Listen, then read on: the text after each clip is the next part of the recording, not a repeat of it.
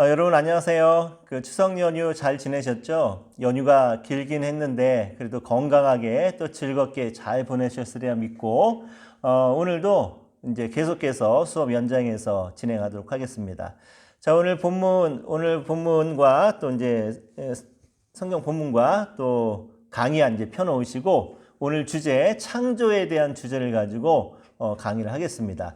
오늘 주제 또 다음 주 이제 연속되는 주제 중에서 저에게 구약 총론을 들으신 분들이 몇 분 계신 것 같은데 구약 총론 들으신 우리 학생들은 일정 부분이 좀 이제 중복되는 부분이 있을 것 같아요. 하지만 듣지 않으신 분들도 많기 때문에 그런 부분들이 나오면은 복습한다라고 생각하시고 그냥 잘 들어주시면 또 감사하겠습니다. 자, 오늘 수업 진도 창조에 대해서 이제 이야기를 하도록 하겠습니다. 제가 예전에 부교육자로 사역하던 교회에서 어떤 집사님 한 분이 저에게 이런 질문을 했습니다. 어떤 질문을 했냐면은 자기가 친한 친구에게 복음을 전하려고 하는데 그 친구가 도저히 믿지를 않는다라는 거예요. 그러니까 뭘 믿지 않느냐라고 물어봤더니 성경 말씀을 믿을 수가 없다라고 했다라는 겁니다. 근데 그 중에서도 특히 어느 부분을 믿을 수 없다라고 했냐면은 창세기 1장에 나오는 창조 이야기에 대해서 자기는 절대로 믿을 수가 없다라고 했다라는 거예요. 어떻게 하나님이라고 하는 신이 말씀 하나로 천지 만물을 창조했느냐? 이게 말이 되느냐? 그 사람을 어떻게 흙으로 만들었느냐? 오히려 사람은 옛날부터 원숭이에서부터 시작되는 진화론에 대해서 자기는 신뢰하고 믿지 성경의 창조론은 도저히 믿을 수 없다라고 했다라는 거예요. 그러면서 고민을 이야기하기를 그 친구에게 어떻게 해야지 이 성경을 믿게 할 수 있느냐? 도대체 이 성경이 사실이라는 것을 믿지 않는 사람들에게 어떻게 이야기해 줘야 되냐라고 이제 저한테 물어보시는데 참 난감한 질문이죠. 그렇죠? 자, 그래서 제가 이런 말을 했습니다. 성경이라고 하는 책은 여러분 누구에게 주어진 책 같아요? 그냥 단답식으로 둘 중에 하나 고르십시오. 객관식으로 1번 믿는 사람들, 2번 믿지 않는 사람들, 3번 모든 사람들. 정답은 뭘까요? 넓게 보면은 3번이 맞죠. 모든 사람들에게 주어진 책인데 좀 좁은 의미로 좀 자세하게 생각을 해보면은 믿는 사람들에게 주신 책이 성경책입니다.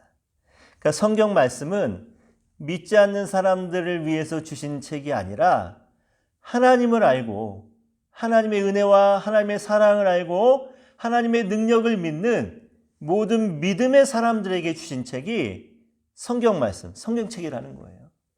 특히 창조 이야기, 창세기에 나오는 이 창조 이야기는 사실 이 이야기만 놓고 보면은 너무 허무맹랑한 이야기지 않습니까? 자, 그런데 이 모든 말씀을 누구에게 주신 거냐 하면은 하나님을 믿는 하나님의 자녀들에게 주신 책이에요. 그래서 하나님의 능력이, 하나님의 말씀이, 하나님의 은혜가 얼마나 크고 놀라운 것인지를 알게 하기 위해서 하나님이 자기 자신에 대해서 우리 모든 믿는 자들에게 계시하신 책이 성경이기 때문에 믿지 않는 사람들, 세상 사람들은 성경을 믿지 않는 것이 어떻게 보면 당연합니다. 특히 창조 이야기는 정말 웬만한 세상 사람들은 열이면 열, 백이면 백 다 믿지 않고 이건 가짜다, 허구다, 사기다라고 할 정도의 그런 이야기가 맞습니다. 하지만 오늘 우리에게 그래서 은혜가 더 큰 게 아닌가라는 생각이 들어요. 바로 그런 말씀을 오늘 우리는 뭘로 고백합니까? 믿음으로 고백하죠. 그리고 천지 만물의 주인이신 우리 하나님께서 이 만물을 말씀 하나로 창조하셨다라고 하는 이 사실을 우리가 의심 없이 믿을 수 있다라는 것, 이게 얼마나 큰 은혜입니까? 그러니까 오늘 우리가 이 말씀, 이 창조 이야기를 우리가 주제를 가지고 다룰 때 하나님이 나에게 이런 말씀들을 믿을 수 있는 은혜와 또 모든 형편들을 허락해 주셨구나라는 생각 속에서 우리는 더 감사하면서 오늘 주제를 공부해 나갔으면 합니다. 자, 오늘 강의안을 한번 볼까요? 창조가 기독교 신앙의 이제 기초가 된다라는 것은 많은 사람들, 거의 대부분의 사람들이 이제 동의를 합니다. 자, 근데 그렇다면 그 이유가 뭘까요? 창조가, 제가 펜을 안 갖고 왔네. 잠깐만요.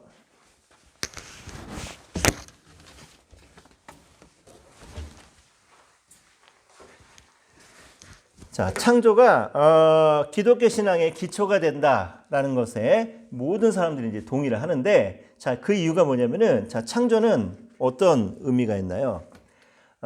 창조는 모든 존재와 인식, 그러니까 모든 만물이죠. 만물의 무엇에 대해서 이야기합니까? 기원에 대해서 이야기하는 책입니다. 만물의 기원에 대한 그 지식을 제공하는 책이 또 창세기고, 또 창조는 바로 이런 만물의 기원에 대한 모든 지식을 제공하기 때문에 창조는 기독교 신앙의 가장 기초가 되는 그런 신학이다라고 이제 얘기할 수 있죠. 자, 그래서 이 만물이 사람을 비롯한 모든 만물이 어디에서 시작이 되었으며 어떻게 만들어졌으며 누가 만들었는지에 대해서 이제 안다는 것은 굉장히 중요합니다. 왜 중요합니까? 이런 만물의 존재 이유와 목적을 알 수 있기 때문에 그렇다는 거예요. 이 만물의 기원에 대해서 안다는 것은 이 만물이 존재하는 이유와 목적에 대해서 알 수 있기 때문에 굉장히 중요합니다. 우리 이사야, 구약성경 이사야 43장 21절 한번 찾아서 읽어볼게요. 이사야 43장 21절. 이 백성은 내가 나를 위하여 지었나니 나를 찬송하게 하려 함이니라. 자, 하나님께서 이 백성, 좁게 봤을 때는 이스라엘 민족을 이야기하는 것이고, 크게 봤을 때는 모든 믿는 사람들과 또 모든 만물을 다 지칭한다고 할 수 있겠죠. 하나님께서 이 모든 만물, 모든 사람들을 만드신 이유가 뭐라고 합니까? 나를 찬송하게 하려 합니다. 하나님을 찬송하고 하나님을 예배하게 하기 위해서, 그래서 모든 만물을 창조하였다라고 하면서 만물의 기원에 대해서 이야기합니다. 그리고 또 그 기원의 목적에 대해서 분명하게 이야기하고 있습니다. 그래서 오늘 우리가 창조의 그 기원에 대해서 안다는 것은 우리가 우리 인생의 목적, 이유에 대해서 알 수 있다는 것을 이야기하고 싶죠.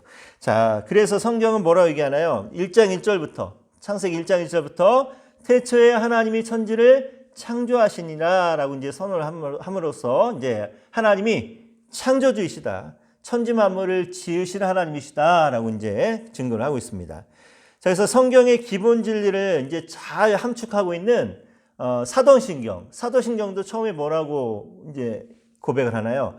나는 전능하신 하나님 천지의 창조주를 믿습니다 라고 하면서 창조주 하나님에 대한 신앙을 이제 고백을 하고 있습니다.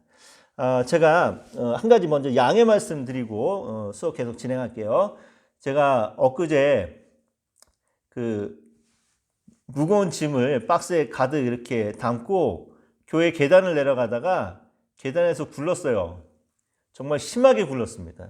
막 순간 정신을 이렇게 잃을 정도로 심하게 이제 굴렀는데, 그러고 나서 머리가 지금 너무 아파갖고 조금 막 버벅거릴 때도 있어요. 그러니까 좀 이해하시고 오늘 강의는 좀 들어주셨으면 감사하겠습니다. 뭐 큰 이상은 없다고 하는데, 그래서 지금 그 후유증이 조금 있어갖고 머리도 아프고 좀 이렇게 좀 막 이렇게 말도 좀 이렇게 버벅거리고 하고 그러는 게 좀 있으니까 오늘 강의는 좀 많이 이해해 주시고 들어주세요.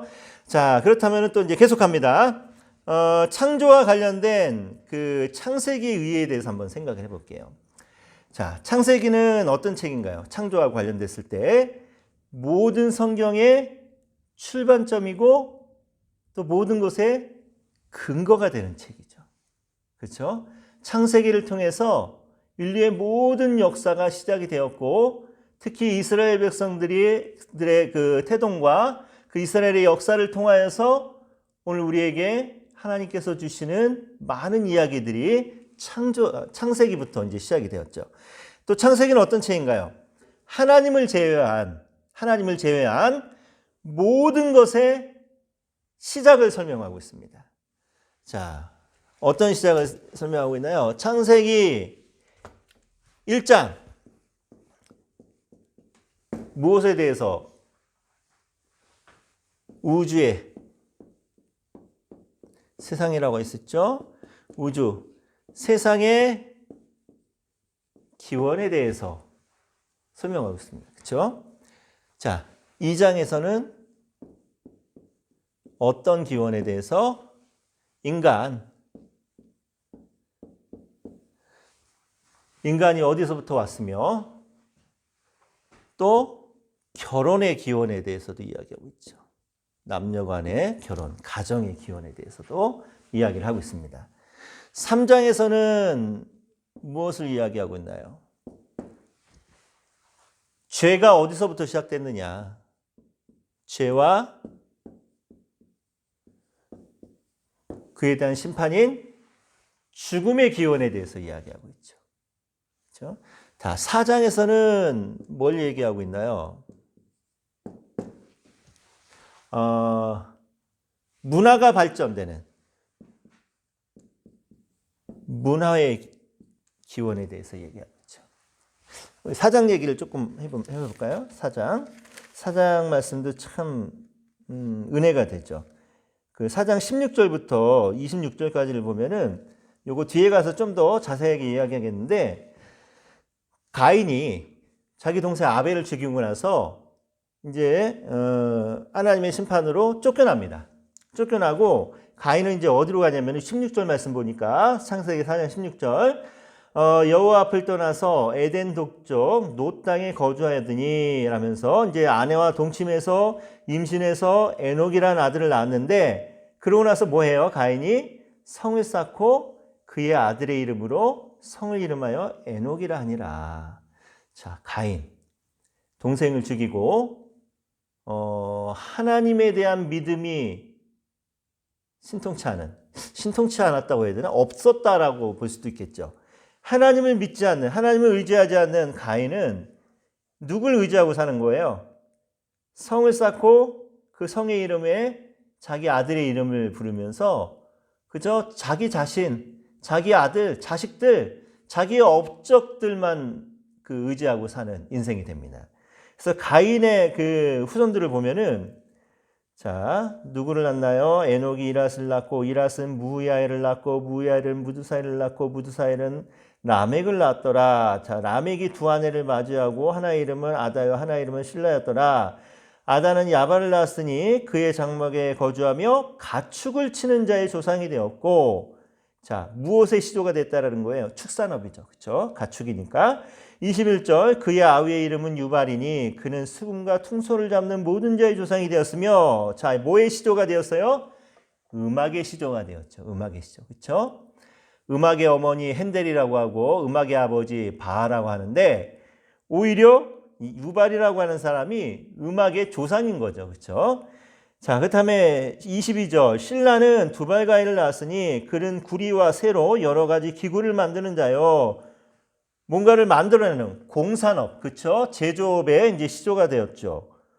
자, 이렇게 가인의 자손들, 하나님을 의지하지 않고 자기 업적과 자기 자식을 의지하고 살았던 가인의 후손들은 인류 역사에 있어서 굉장히 큰 업적을 남긴, 문화를 발전시키는 놀라운 업적을 일으킵니다. 좀 신기하죠? 자, 그런데 25절부터 보면은 그 아담이 뭡니까? 아벨 대신에 낳게 해주신 셋이라고 하는 아들이 있는데, 자, 25절, 26절 한번 읽어볼게요. 아담이 다시 자기 아내와 동침함에 그가 아들을 낳아 그의 이름을 셋이라 하였으니 이는 하나님이 내게 가인이 죽인 아벨 대신에 다른 씨를 주셨다 함이며, 셋도 아들을 낳고 그의 이름을 에노스라 하였으며 그때 사람들이 비로소 여호와의 이름을 불렀더라 라는 말이 나옵니다. 자, 셋의 후손 아벨 대신해 준 믿음의 아들 셋의 후손은 그렇게 뭐 특별한 업적이 없어요. 자, 그렇다면은 이 가인의 후손과 셋의 후손을 비교하면서 말하고 싶은 건 뭔가요? 가인의 후손은 인류 역사에 있어서 굉장히 큰 문화의 발전을 이뤘습니다. 근데 안타깝게도 가인의 후손에겐 뭐가 없어요? 하나님이 없습니다. 하나님이 없는 인생이라는 거예요.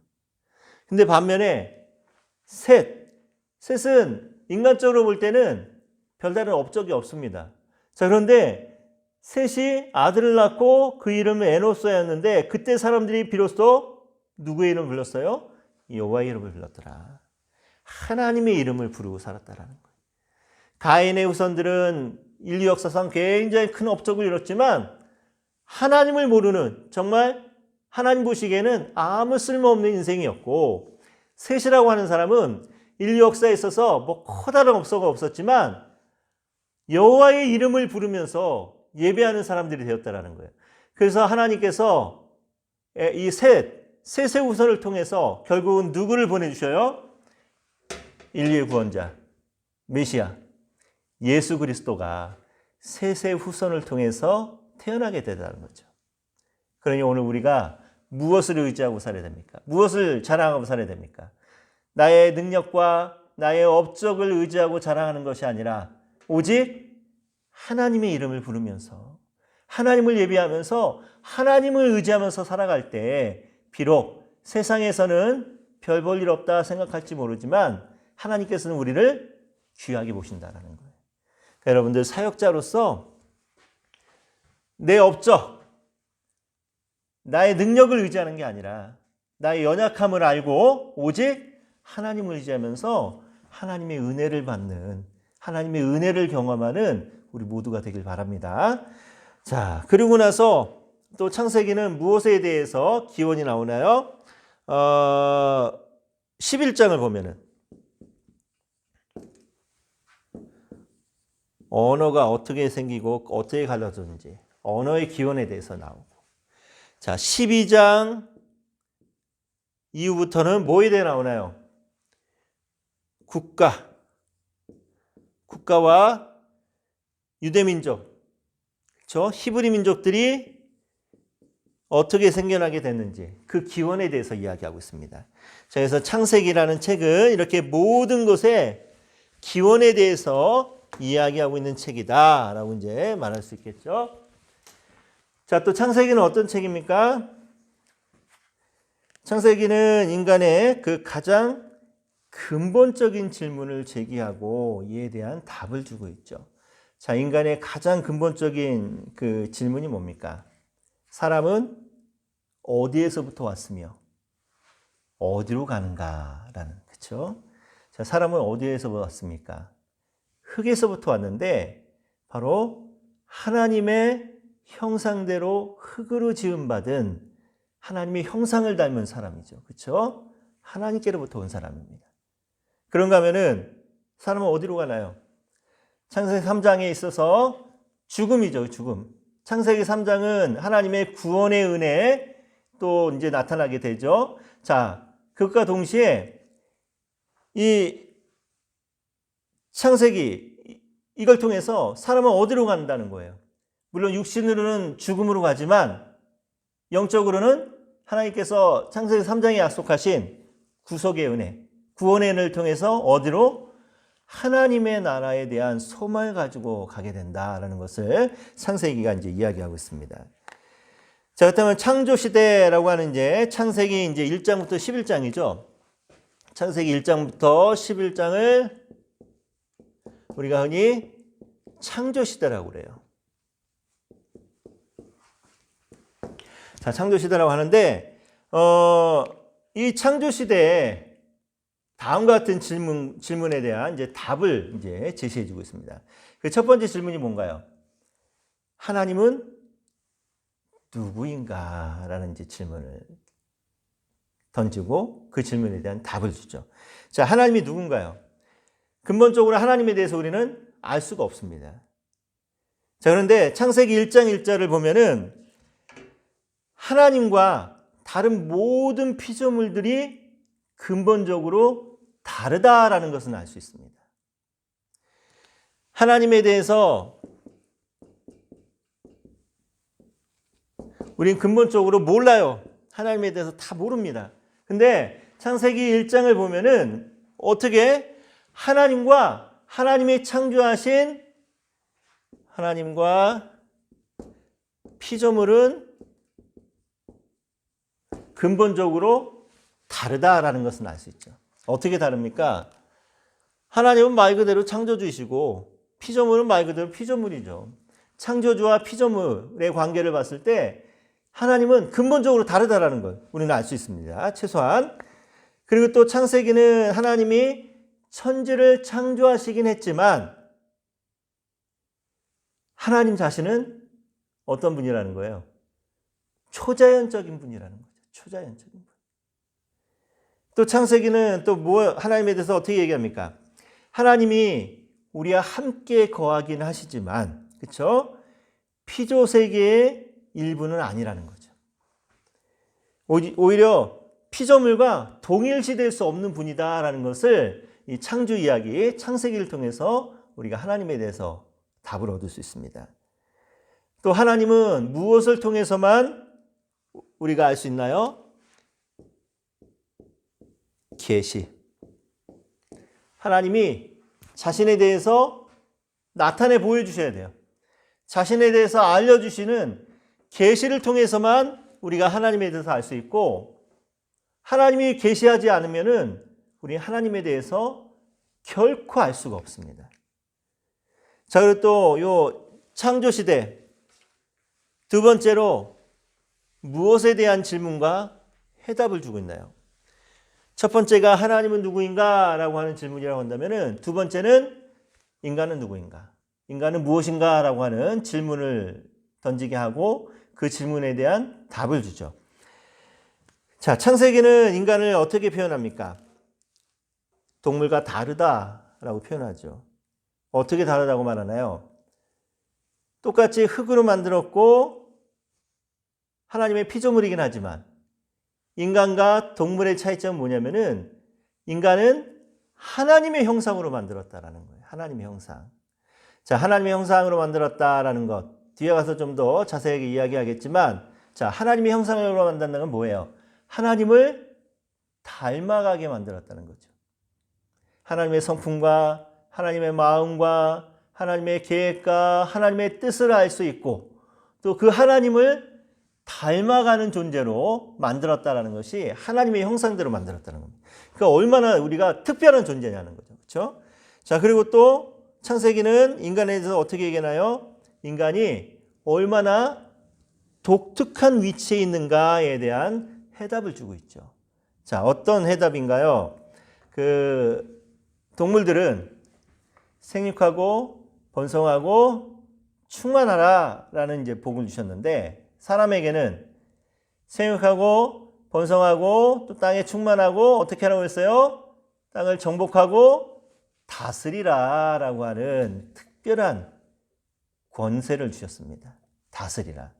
그래서 아담이 처음에 동물들에게 이제 이름들을 지어주잖아요. 야, 너는 코끼리, 너 사자, 호랑이 하면서 이제 동물들 하나하나를 보면서 이름을 다 지어줍니다. 이름을 지어준다라는 의미는 어떤 의미가 있나요? 누군가가 이름을 지어준다는 것은 그 이름을 지어주는 대상의 지배권을 이야기하는 겁니다. 내가 이름을 지어주는 그 대상에 대해서 우월한 존재, 높은 위치에 있다라는 것을 말하는 것이 이름을 지어주는 행위죠.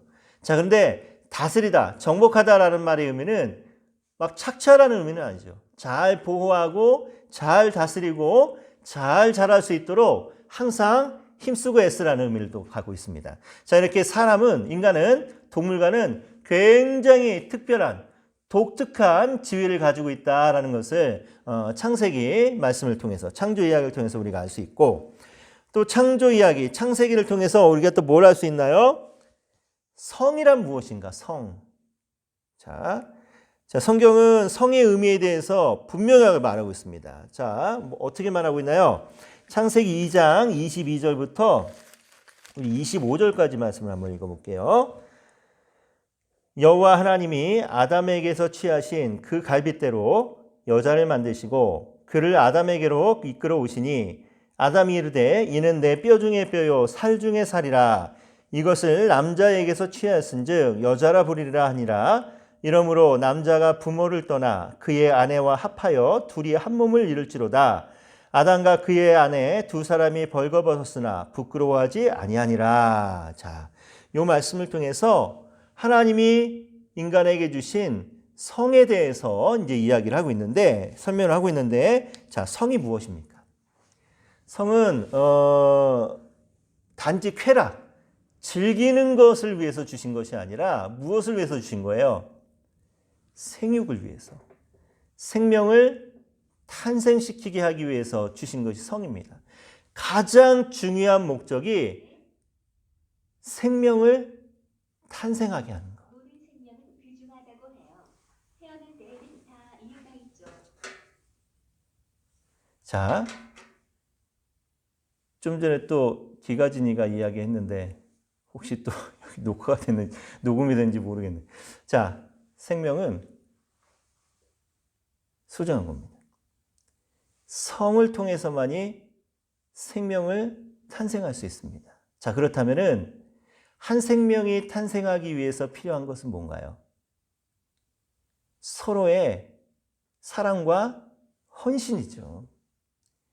그냥 즉흥적인 사랑과 헌신이 아니라 일평생을 두고 한 사람을 향한 사랑과 헌신을 통해서 그 헌신을 통해서 그 사랑을 통해서 이렇게 귀한 아름다운 생명이 탄생할 수 있다는 겁니다. 자, 하나님이 아담을 깊이 잠들게 했습니다. 깊이 잠들게 한 다음에 그 갈빗뼈를 이제 취해서 여자를 만들었는데 이것도 이제 뒤에 가서 좀 자세하게 이야기할게요. 아담이 자기 갈빗뼈로 만든 그 여자를 잠에서 깨어나 본 다음에 뭐라고 얘기하나요? 자, 말씀 그대로 보면은 이는 내 뼈 중에 뼈, 살 중에 살이다 라고 얘기합니다. 자, 요 말씀의 형태가 어떤 형태를 띠고 있냐면은 시의 형태를 띠고 있습니다. 시의 형태를 띠고 있다는 것은 노래의 형태를 띠고 있다는 거예요. 자, 그러니까 성경에 기록된 제일 첫 번째 기록된 노래가 무엇인가 하면은 남자가 사랑하는 아내를 위해서 부르는 사랑의 세레나데. 이 얼마나 의미가 있습니까, 여러분? 성경에 기록된 첫 번째 노래가 남자가 자기가 사랑하는 아내를 위해서 부르는 사랑의 세레나데라는 거예요. 물론 굉장히 좀 유치한 그런 이제 그 형태의 시이긴 하지만 투박하지만 이 얼마나 의미심장한 이야기입니까? 여러분, 요즘 뭐 데이트 폭력이다 뭐다 하면서 정말 사랑한다라고 하면서 또 사랑했다라고 하면서 사랑한 사람에게 폭력을 휘두르고 심지어는 죽음에 이르기까지 하는 이런 어처구니 없는 일들이 왜 일어나냐는 거예요. 왜겠어요, 여러분? 하나님이 주신 이 창세기를 통해서 창조 이야기를 통해서 우리에게 알려주시는 대로 성이란 것이 무엇인지 이 성이란 것이 도대체 나에게 어떤 존재인지를 모르기 때문에 이런 일이 일어나는 거죠. 아담이 자기 갈비뼈로 만들어진 그 하와를 여자를 보면서 이는 내 뼈 중에 뼈, 살 중에 살이다 라고 하는 그 말의 의미를 우리가 다시 한번 좀 되새기길 바랍니다. 자, 그리고 또 이 성이라는 것이 어떤 의미가 있나요? 자, 어떤 분들은 이렇게 또 질문하는 분도 있습니다. 혼전순결 지켜야 되는데 결혼을 약속한 사이라고 한다면은 뭐 괜찮지 않느냐라고 이제 이렇게 질문하는 분도 있는데 또 이렇게 생각하는 분들도 많이 있는데 절대 그렇지 않습니다, 여러분. 자, 말씀에서 찾아보면은 24절 말씀 보세요. 이러므로 남자가 부모를 떠나 그의 아내와 합하여 둘이 한 몸을 이룰지어다. 자, 순서가 어떻게 돼요? 남자가 부모를 떠나서 그의 아내와 합하여서 둘이 한 몸을 이룬다라고 얘기합니다. 이게 뭐예요? 한마디로 말해서 먼저 부모를 떠난다는 것은 내가 부모의 밑에서 영향력을 받는 자식으로서가 아니라 이제는 부모의 곁을 떠나면서 한 여자와 결혼을 하고 그 결혼을 통해서 아름다운 성관계도 이루어지고 한 몸이 된다는 거죠. 부모를 떠나는 게 먼저입니다. 부모를 떠나기 전에 뭐 결혼을 약속했으니까 괜찮겠지? 아니에요. 절대 그렇지 않습니다. 성경은 분명하게 이야기합니다. 결혼 전에 이루어지는 성관계는 모든 것이 다 간음이라는 거예요. 십계명 얘기할 때 좀 더 자세히 이야기하겠지만 여러분 오늘 이 말씀 속에서 하나님은 분명하게 우리에게 이야기하십니다. 결혼 전에 모든 성관계는 간음이라는 것. 설령 내일 결혼할 결혼 대상자라 할지라도 그것은 분명한 간음이라는 거. 오늘 우리가 이 창세기의 말씀을 통해서 이 창조 시대의 이야기를 통해서 성에 대해서 정말 올바른 그 가치관을 좀 갖고 여러분들도 살아가시고 또 질문하는 모든 분들에게 여러분들 분명히 이 말씀을 통해서 여러분들 도전을 주셔야 되고 바른 길로 인도해 주셔야 됩니다. 자, 그렇다면 또 네 번째 어떤 질문이 있나요? 인간은 어떤 상태에 있는가라는 질문을 또 던지게 되죠. 자, 성경은 인간의 원래 상태를 어떻게 말하고 있나요? 창세기 1장 26절에서 28절을 한번 읽어봅니다. 하나님이 이르시되 우리의 형상을 따라 우리의 모양대로 우리가 사람을 만들고 그들로 바다의 물고기와 하늘의 새와 가축과 온 땅과 땅에 기는 모든 것을 다스리게 하자 하시고 하나님이 자기 형상 곧 하나님의 형상대로 사람을 창조하시되 남자와 여자를 창조하시고 하나님이 그들에게 복을 주시며 하나님이 그들에게 이르시되 생육하고 번성하여 땅에 충만하라 땅을 정복하라 바다의 물고기와 하늘의 새와 땅에 움직이는 모든 생물을 다스리라 하시니라. 자, 성경이 처음 인간의 상태를 뭐라고 말하고 있나요? 먼저 하나님의 형상을 닮은 사람이다.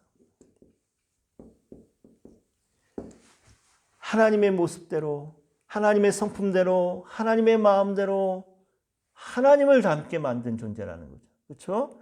자, 그래서 또 인간은 생육하고 번성하고 땅에 충만하고 다스리는 엄청난 축복을 받은 사람이죠. 그렇죠? 엄청난 축복을 받았어요.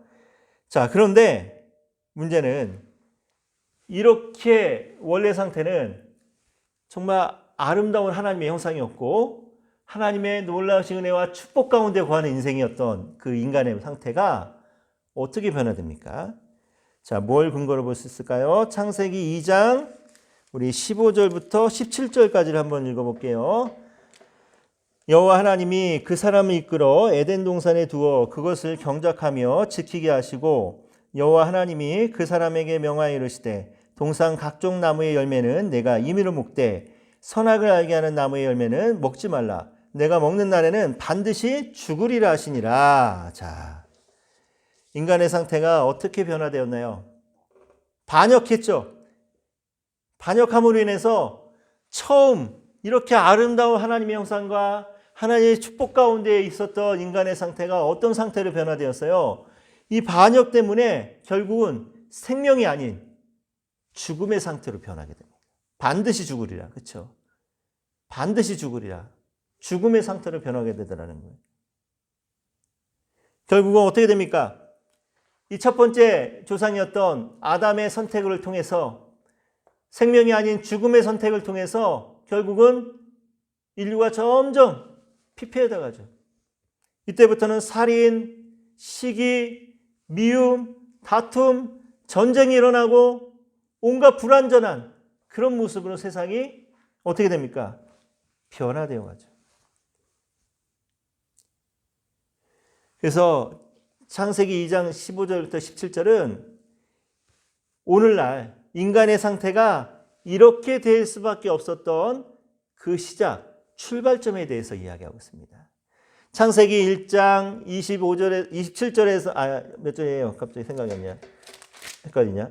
창세기 1장 27절에서 26절에서 28절까지 말씀이 하나님이 처음 인간을 창조하셨을 때의 상태였다고 한다면은 창세기 2장 15절에서 17절은 오늘날 인간의 상태가 이렇게 죄와 죽음과 또 살인과 미움과 또 가늠과 이렇게 온전하지 못한 모습의 상태로 될 수 있었던 그 시작점이 바로 창세기 2장 15절에서 17절의 말씀을 근거로 하고 있다는 거죠. 아담의 잘못된 선택을 통해서. 자, 그 후에 인간의 상태는 어떻게 됐나요? 자, 하나님은 우리에게 누구를 경배하기 원하십니까? 하나님을 경배하고 하나님을 예배하기 원하시는데 이렇게 되고 난 다음에는 인간이 누구를 경배해요? 피조물을 경배하더라는 거예요. 피조물. 썩어 없어질 피조물을. 돈을 경배하고, 그렇죠? 권력을 경배하고, 그것을 얻기 위해서 수많은 것들을, 썩어 없어질 것들을 경배하고 살아가는 인간의 모습으로 변화가 됩니다. 또 어떻게 변화가 됐나요? 하나님이 우리의 삶을 이끌어 가시고 인도하시고 또 지배하기 원하시는데 우리는 하나님의 통치를 거부하게 되죠. 내가 나의 주인이 되고 나의 왕이 되는 사사시대의 영적인 어둠에 갇힌 사람들처럼 이제는 하나님이 내 주인이 아닌 내가 내 스스로의 주인이 되고 내 인생의 왕이 되어서 내 뜻대로 내 속에는 옳은 대로 행하는 그런 모습, 그런 상태로 변화가 됩니다. 또 어떤 모습으로 변화가 되나요? 하나님은 생명을 위해서, 생명을 탄생시키기 위해서 성을 주셨는데 사람은 어떻게 만들어버렸어요? 쾌락, 정말 이기적인 쾌락을 위해서 성을 이용하고 있더라는 거죠. 엠번방 사건을 비롯해서 아동 성착취물 그 동영상 얼마나 이 악독합니까? 이 얼마나 잔악한 일입니까? 지금 세상이 이렇게 변하고 있다는, 인간이 이렇게 변화되고 있다는 거예요. 자, 그렇다면 또 다섯 번째 어떤 질문에 답을 또 주고 있나요? 역사란 무엇인가? 자, 창세기에 의하면요, 인간의 역사는 진보하는 게 아닙니다. 발전하는 게 아니라는 거예요. 오히려 퇴보. 인간의 역사는 오히려 퇴보하고 있다는 거죠. 자, 아담과 하와가 번제했고 그로 인해서 뭐가 파괴됐나요? 하나님의 형상이 파괴됐습니다. 그렇죠?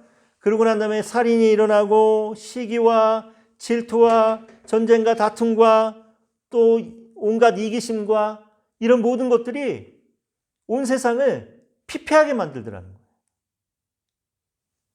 어떤 사람은 과학이 발전하기 때문에 이 세상이 좀 더 편안하고 좋아지지 않았냐라고 얘기하는 사람도 있습니다. 근데 과연 그럴까요, 여러분? 과학이 발전함으로 인해서 어떠한 또 병폐가 생기나요? 인터넷이 발전하면서 온갖 죄의 근원이 되고 있죠. 그렇죠? 또 온갖 신종 바이러스가 등장을 했습니다. 코로나가 그 대표적인 예고. 과학이 발전해서 세상이 편해지고 좋아진 것이 아니라 이 세상은 끊임없이 지금 계속 어떻게 돼가고 있는가요? 악해져 가고 있는, 피폐해져 가고 있는. 자, 뭘 통해서 알 수 있습니까? 창세기 1장부터 11장까지를 보면은, 자, 하나님이 1장에서 창조하시고 난 다음에 하나님의 마음이 어땠어요? 보시기에 심히 좋았더라. 너무 아름다운 세상이었습니다. 최고의 세상. 퍼펙트한 세상이었습니다. 완전한 세상이었습니다. 자, 근데 이랬던 세상이 어떻게 돼가요? 3장에서 아담과 하와가 범죄하죠. 아담과 하와의 범죄로 인해서 하나님의 형상이 깨어진가 하더니 3장. 4장에서는 어떤 일이 벌어집니까? 단 2대 만에 형제가 형제를 죽이는 살인사건으로 발전이 돼요. 4장에서. 6장부터 9장까지 어떤 일이 벌어집니까? 온 세상에 죄가 가득 차. 살인과 가늠과 도적질과 온갖 강도질과 온갖 못된 짓들이 세상에 가득합니다. 그래서 하나님이 홍수를 통해서 세상을 심판합니다. 그런가 하더니 창세기 11장에서는 어떤 일이 벌어집니까? 바벨탑을 쌓죠. 자, 바벨탑 사건이 어떤 학자들은 창세기 3장의 인류 최초의 범죄보다 더 심각한 범죄였다라고 평가하는 사람도 있습니다. 그 이유가 뭐냐면은 바벨탑을 쌓는 사람들의 목적이 두 가지가 있었어요. 뭐냐면은 첫째는 우리의 이름을 내자. 둘째, 우리 흩어짐을 면하자. 이거 가만히 잘 생각해 보면은 굉장히 좋은 의미로도 해석이 됩니다. 어떻게 해석이 되냐면은 사람이 누구나 그 명예욕은 있으니까 그거는 이제 그렇다 치고 흩어짐을 면하자. 우리 한데 모여서 합력하여 선을 이루자. 이렇게 적용할 수도 있겠죠. 자, 그런데 바로 이 사람들의 이 생각이 바벨탑을 쌓은 사람들의 생각이 하나님의 창조 사역과는 정반대되는 정말 심각한 반역이었다는 거예요. 자, 왜 그러냐면은 아까 처음 모든 만물을 창조하신 목적, 특히 인간을 창조하신 목적이 뭐였다고 그랬죠? 이 백성은 하나님이 내가 나를 위하여 지었나니 뭘 부르게 하기 위함이라고? 나를 찬송하게 하려 함이다 라고 하면서 하나님이 인간의 창조 목적에 대해서 분명히 말씀하십니다. 근데 바벨탑을 쌓은 사람들은 뭐라고 얘기해요? 우리의 이름을 내자. 하나님의 영광을 높이고 하나님의 이름을 찬송하는 게 아니라 지금 누구를? 우리의 이름을 높이고 우리를 찬송하자라는 얘기죠. 창조 사역에 정반대합니다. 그리고 더 심각한 범죄. 자, 하나님이 인간에게 처음 주신 복, 생육하고 번성하고 또 다스리고 그 중간에 뭐였죠? 땅에 충만하고. 땅에 충만하라는 게 뭐예요? 온 땅에 가득하게 흩어져서 살라는 거죠. 자, 근데 바벨탑을 쌓은 사람들이 뭐라고 얘기합니까? 우리 흩어짐을 면하자. 하나님은 온 땅에 충만해서 흩어져 살라고 하는데 바벨탑을 쌓은 사람들은 흩어지지 마. 우리 모여서 살아. 우리의 힘을 더 키우자. 하나님의 창조사에게 정면으로 도전하고 반대하는 거죠. 그래서 세상이 어떻게 됩니까? 처음에는 하나님 보시기에 너무 아름다웠던 세상이 점점 어떻게 돼가고 있어요? 아름답지 못한 세상으로. 완전했던 세상에서 불완전한 세상으로 점점 퇴보되고 있다는 인류의 역사가 이렇습니다. 창세기를 통해서 창조시대 이야기를 통해서 바로 인류의 역사가 인간의 역사가 이렇게 계속해서 퇴보되고 있다는 거예요.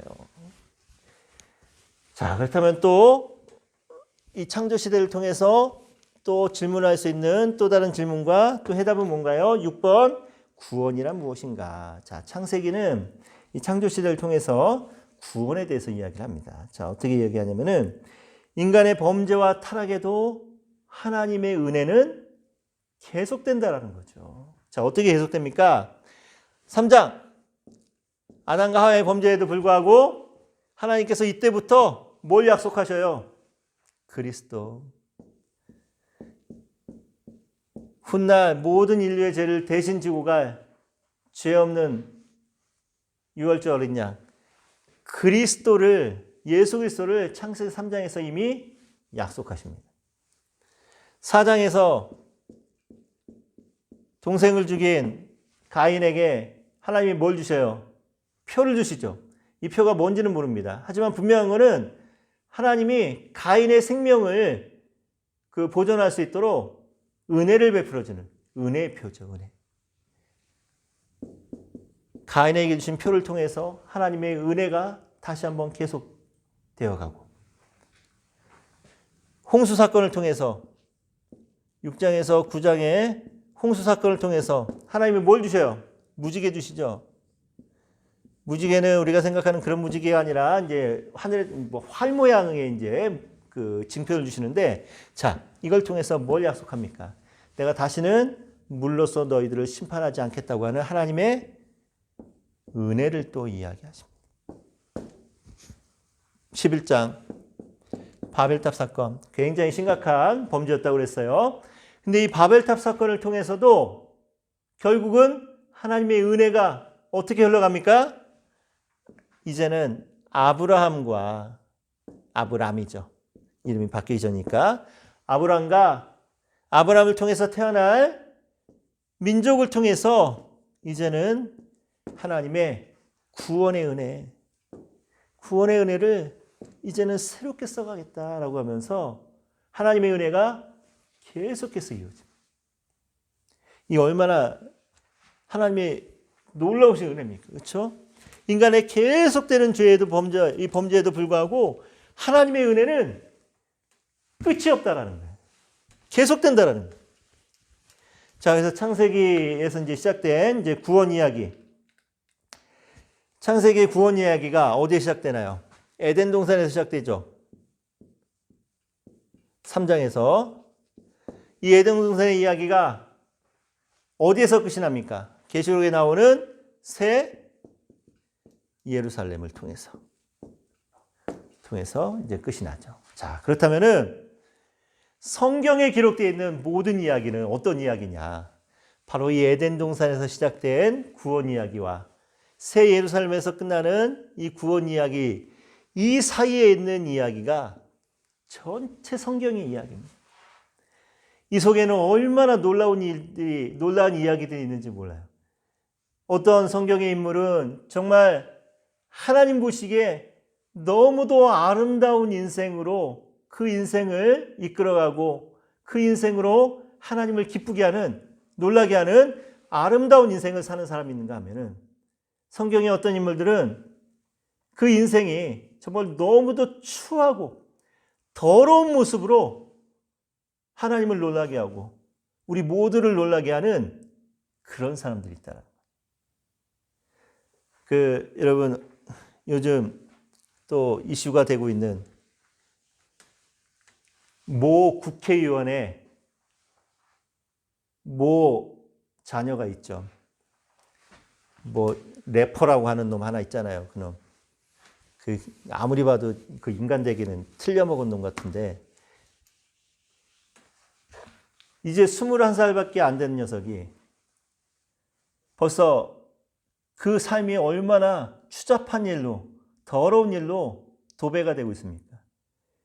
몇 년 전에 이미 그 미성년자 성매매로 걸려들고 하더니 그때 지 아버지 백으로 결국은 풀려나고 작년엔가 음주운전 사고 내고 나서 심지어는 운전자 바꿔치기까지 했던, 그래서 집행유예로 또 풀려나고 또 요번에는 음주운전 면허가 취소된 상태에서 무면허 운전이죠.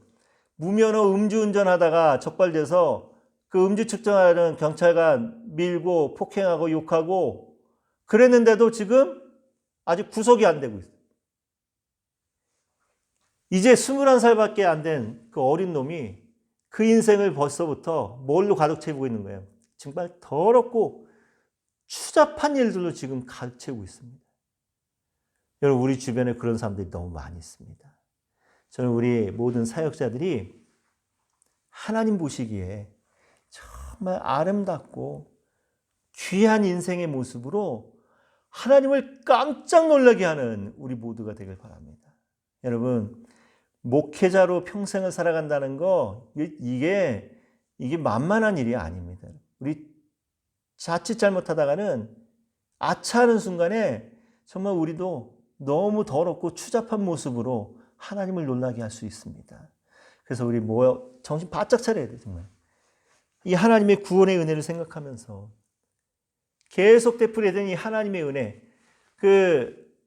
제가 예를 들었던 모 국회의원의 모 자녀되는 그 녀석에게도 하나님의 구원의 은혜는 계속해서 기회가 주어집니다. 근데 제가 보기에는 그거 인간되기엔 틀린 것 같은데 어쨌든 하나님의 은혜는 계속해서 우리 모두에게 끊임없이 베풀어집니다. 하지만 그 은혜를 알고 그 은혜에 합당한 회개에 합당한 삶을 살아가는 사람들은 그리 많지 않다라는 거예요. 여러분들이 그 사명을 감당해야 되는 사람들 믿습니다. 먼저 여러분들의 인생을 정말 아름다운 인생으로 만들어 나가고, 또 여러분들을 통해서 또 성경을 배우고, 또 여러분들을 통해서 하나님을 알게 되는 많은 사람들에게 이렇게 아름다운 인생으로 하나님을 깜짝 놀라게 할 수 있는 그런 사람들로 만들어갈 수 있도록 여러분들이 사명을 다 감당해야 될지 믿습니다. 잠깐 쉬었다가 그 뒷부분 이제 계속해서 강의하도록 할게요. 저는 쉬었다가 오겠고 여러분들은 계속 영상 이어집니다. 잠시 쉬었다 오겠습니다.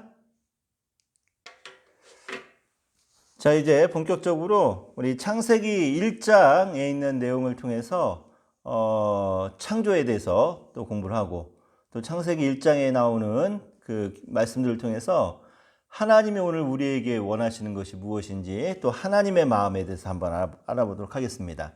자, 먼저 창세기 1장 1절의 의미에 대해서 한번 살펴보겠는데, 자, 창세기 1장 1절을 한번 외워볼까요? 태초에 하나님이 천지를 창조하시니라. 자, 4개의 단어로 구성되어 있습니다. 먼저 태초에 라는 단어로 이제 구성되어 있죠. 자, 태초가 언제일까요? 10만 년 전? 100만 년 전? 1000만 년 전? 아무도 모릅니다. 태초가 언제인지는. 분명한 것은 언제인지는 모르지만 하나님이 이 세상을 만드시고 이 세상이 시작된 처음 출발점의 시간, 그걸 이제 태초라고 하죠. 그런데 태초, 그래서 성경에 제일 처음 나오는 단어, 태초에라고 하는 이 단어가 우리는 언제인지도 모른다라는 것은 뭘 얘기하는 걸까요? 우리는 하나님을 비롯해서 하나님의 창조 사역에 대한 모든 것, 하나님의 모든 뜻과 계획들에 대한 것들을 다 알 수가 없다라는 거죠. 그래서 창세기 1장 1절은 그 처음 시작부터 우리에게 겸손을 이야기합니다. 또 그것과 함께 창세기 1장 1절을 비롯해서 모든 성경의 말씀들, 물론 우리가 때론 연구도 하고 분석도 하고 또 묵상도 하고, 그래서 우리가 깨달은 우리에게 주시는 귀한 말씀을 전하고 나누기도 해야 되지만, 성경의 모든 말씀은 우리가 분석하고 연구하는 것보다는 먼저는 믿음으로 고백해야 될 그런 말씀들이다라는 거죠. 자, 그 태초에 대해서 이제 좀 더 얘기합니다. 자, 태초는 언제인지 모르는데, 태초와 함께 그 쌍을 이루는 단어가 있죠. 어떤 단어? 종말에라고 하는 단어와 짝을 이룰 때 그때 태초라는 단어가 의미가 생깁니다. 그래서 모든 시작은 결국은 종말, 끝이 있습니다. 자, 그래서 이 창조의 비밀은 오늘 우리에게 소망을 주는 거예요. 여러분, 그 비밀, 아주 친한 사이, 새끼손가락 걸면서 야, 이거 비밀이야, 우리만 알고 있는, 하나님께서 창조에 대해서도 오늘 사랑하는 우리들에게 비밀을 알려주셨습니다. 세상 사람들은 알지 못하고 도저히 이해할 수 없는 이 비밀을 오늘 이 말씀을 믿음으로 고백하는 우리 모두에게는 하나님께서 창조를 통해서 비밀을 알려주셨는데, 그 첫 번째 알려주신 비밀이 뭐냐면은 소망의 비밀을 알려주신 거예요. 희망의 비밀. 처음 시작이 있었다면은 반드시 끝이 있다라는 것을 알려주시면서 오늘 우리가 아무리 힘들고 어려운 상황에 처해 있다 할지라도 반드시 이 모든 것들이 정말 끝이 있다라는 소망을 우리에게 주고 있다라는 거죠. 자, 그래서 태초란 말이 중요한 이유가 또 뭔가요? 하나님만이 스스로 계신 자존자이심을 증거하는 말이죠. 자, 자존자라는 말은 또 모든 것을 초월한 초월자라는 의미를 가지고 있고, 사람은 시간의 얽매이죠. 그렇죠? 시간에도 얽매이고 공간에도 얽매입니다. 하지만 자존자이시고 초월자이신 우리 하나님께서는 시간에 얽매이시는 분이 아니고 또 공간에 얽매이는 분도 아닙니다. 그래서 사람에게는 시간에 얽매이는 존재이기 때문에 성경에서 뭐라고 얘기하나요? 세월을 아끼라라고 얘기합니다. 그러니까 천하보다 귀한 한 영혼의 생명을 헛되게 낭비하지 말라는 거죠. 세월을 아끼라. 오늘 또 이 태초라고 하는 이 말씀 속에서 또 하나님께서 말씀하시고자 하는 또 귀한 의미가 또 담겨 있다라고 합니다. 자, 그렇다면 두 번째 단어, 하나님. 우리가 태초, 기본적으로 모른다라고 했어요. 자, 하나님에 대해서 우리는 알 수 있을까요? 우리 예수님을 한번 생각해 보죠.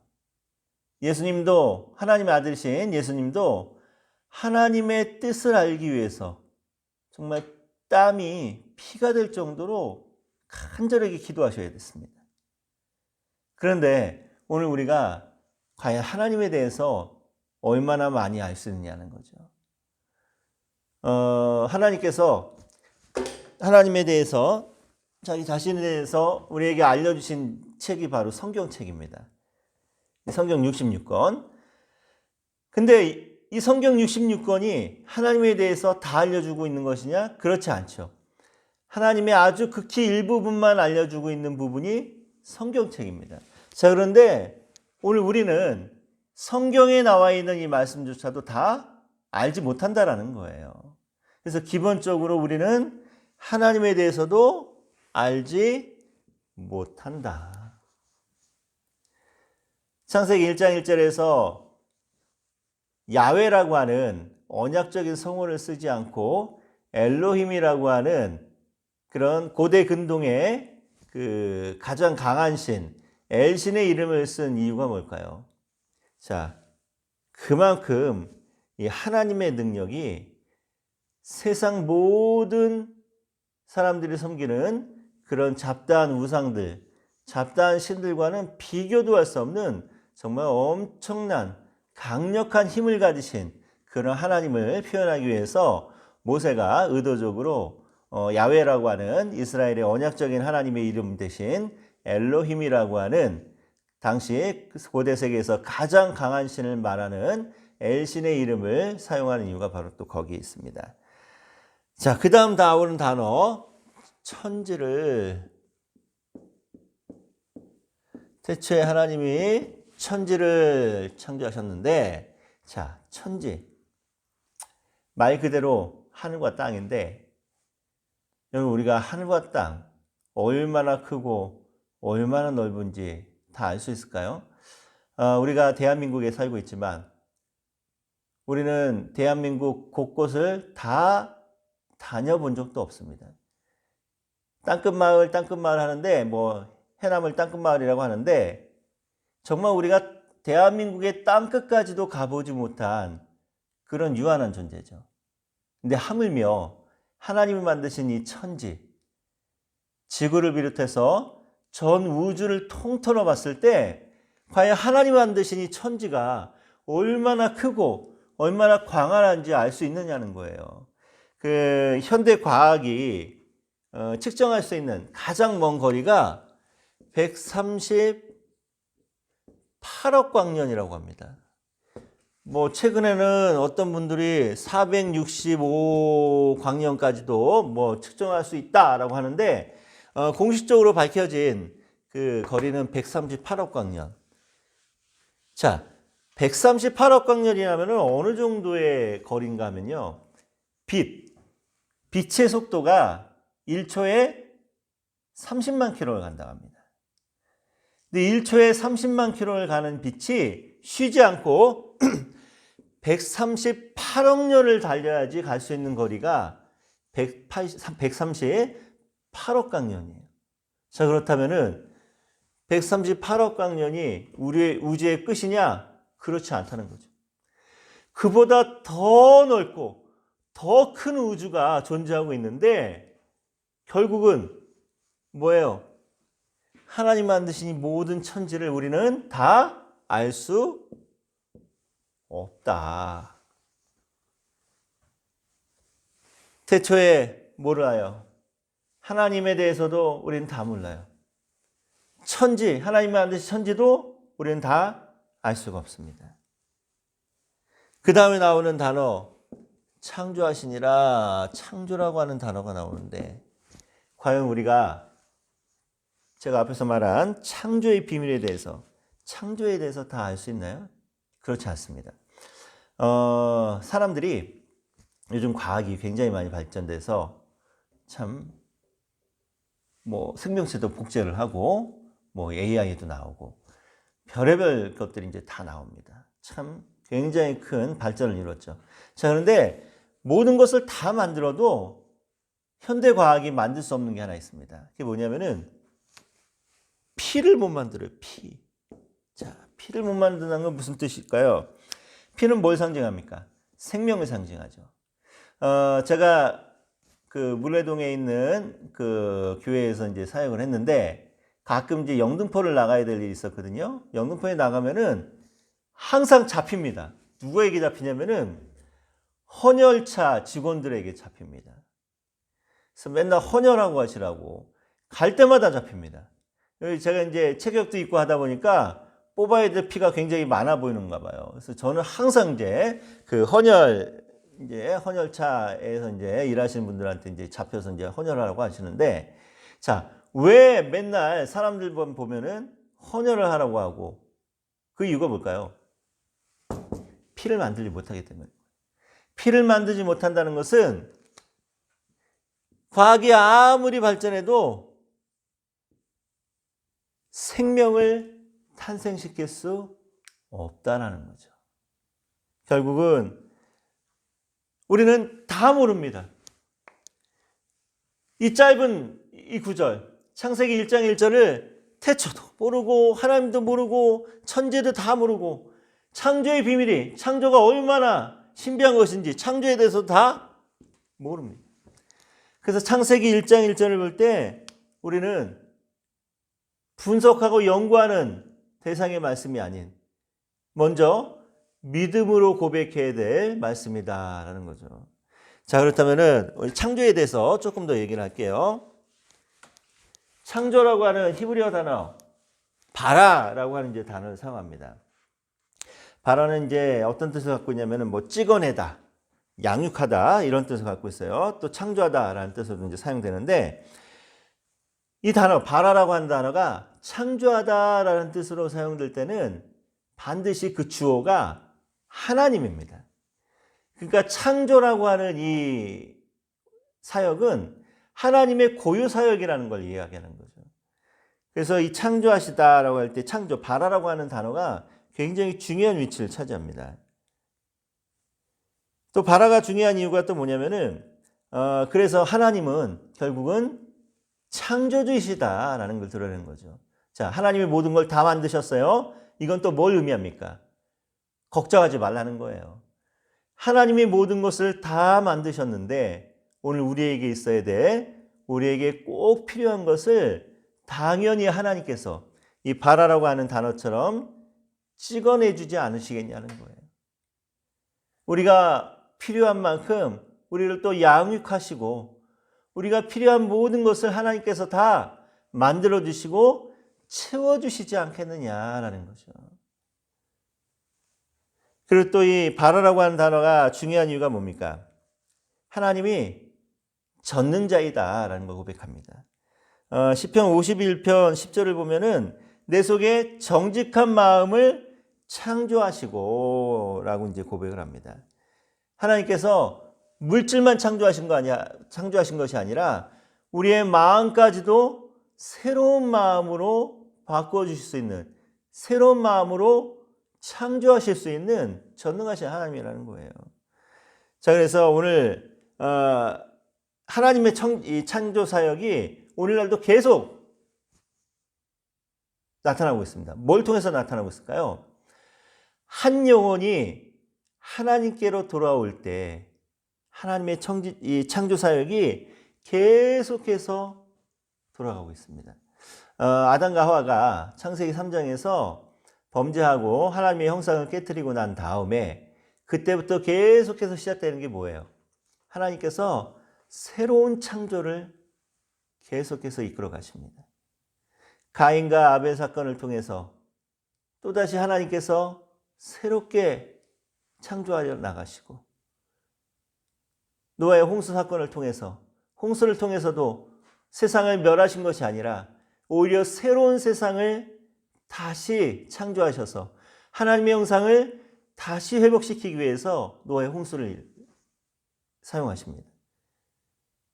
바벨탑 사건을 통해서 사람들을 뿔뿔이 흩으시지만 결국은 아브람과 그 아브람의 후손들을 통해서 하나님께서 새로운 세상을 창조하시고 하나님의 형상을 새롭게 만들어가기 위해서 하나님께서는 계속해서 새로운 창조를 이끌어가고 계신다는 거예요. 근데 오늘날도 하나님의 이 새로운 창조가 한 영혼이 하나님을 고백하고 돌아올 때 그 영혼이 새롭게 되는 그 모습을 통해서 하나님의 창조 사역은 지금 이 순간도 계속되고 있다는 거.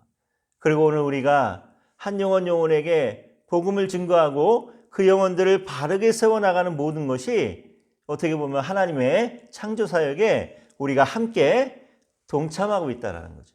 이게 얼마나 우리에게 귀한 은혜입니까? 은혜. 하나님의 창조 사역에 동참할 수 있는 너무도 큰 특권을 주셨다는 거죠. 자, 그래서 하나님의 창조 사역은 무엇과 연결됩니까? 하나님의 구속 사역과 연결되죠. 하나님의 구속 사역은 결국은 무엇을 통해서 완성이 됩니까? 예수 그리스도의 십자가를 통해서 완성이 되죠.